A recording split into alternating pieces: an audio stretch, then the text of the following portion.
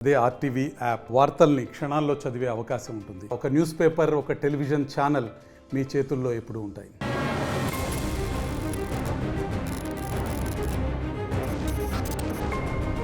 కొంతమందిని చూస్తుంటే చదివేస్తే ఉన్నమతిపోయినట్టు అనిపిస్తుంటుంది.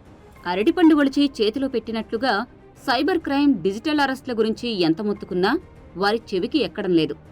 ఏ తప్పు చేయకున్నా పోలీసులు మనగానే బెంబేలెత్తిపోయి ఉన్నదంతా సమర్పించుకుంటున్నారు. ఇప్పటికే డిజిటల్ అరెస్టు పేరుతో సైబర్ నేరగాళ్లు కోట్లలో దండుకుంటున్నారు.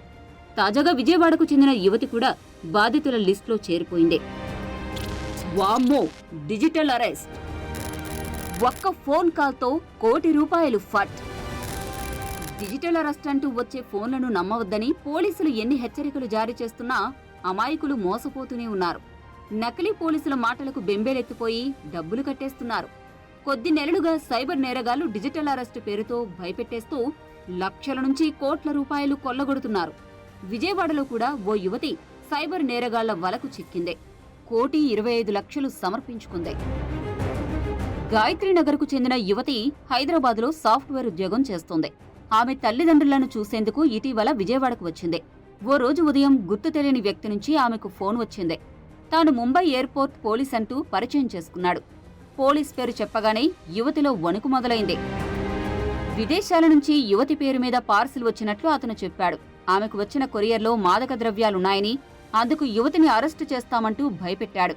అరెస్ట్ అనగానే అసలు తాను ఎలాంటి తప్పు చేయలేదన్న విషయాన్నే మరిచిపోయింది. వెంటనే ఏడుస్తూ పోలీసులతో ప్రాధేయపడింది. దీంతో కొంత డబ్బు చెల్లిస్తే అరెస్టు కాకుండా చూస్తామంటూ యువతిని కంగారు పెట్టేశారు.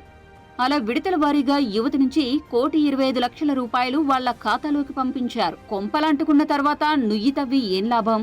₹1,25,00,000 పోతేగాని ఆ యువతికి మోసం జరిగిందన్న విషయం తెలియలేదు. హుటాహుటిన సైబర్ క్రైమ్ పోలీసులకు ఫిర్యాదు చేసింది. యువతి ఇచ్చిన వివరాల ఆధారంగా నగదు బదిలీ అయిన బ్యాంకు ఖాతాల వివరాలు సేకరిస్తున్నారు పోలీసులు. ఇంతకీ ఆ యువతి ఎలాంటి పార్సిల్ ఆర్డర్ చేయనప్పుడు డ్రగ్స్ పేరు చెప్పగానే ఎందుకు భయపడింది? అసలు ఫోన్ చేసింది ఒరిజినల్ పోలీసా, నకిలీ పోలీసా తెలుసుకోకుండానే డబ్బులు ఎందుకు ఇచ్చింది అన్నది అనుమానం కలిగిస్తోంది.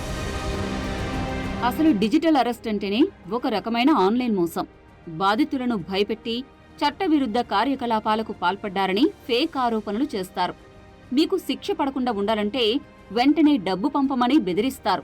ఉన్నతాధికారులు డబ్బులు అడుగుతున్నారని, గంటలో అడిగినంత డబ్బు ఇవ్వకపోతే నేరుగా వచ్చి అరెస్టు చేస్తామని భయపెడతారు. అసలు ఏ వ్యక్తినైనా అరెస్టు చేయాలంటే వాళ్ల మీద ఎఫ్ఐఆర్ నమోదు చేయాలి. పోలీసులే ఇంటికి వచ్చి కేసు గురించి వివరించి మరీ తీసుకెళ్తారు. దీని గురించి ఎన్నిసార్లు చెప్పినా మనుషులు వినిపించుకోవడం లేదు. ఫోన్ చేసి పోలీస్ అంటే చాలు ఫోన్ పేలు ఓపెన్ చేసి ట్రాన్స్ఫర్ చేస్తున్నారు. ఇప్పటికైనా వినండి, భయాన్ని వీడండి, సైబర్ నేరగాళ్లకు అడ్డుకట్ట వేయండి. మరిన్ని వీడియోస్ కోసం ఛానల్ ని సబ్స్క్రైబ్ చేయండి. లేటెస్ట్ అప్డేట్స్ కోసం వాట్సాప్ ఛానల్ ని ఫాలో అవ్వండి. ఆ లింక్ డిస్క్రిప్షన్ లో ఉంది.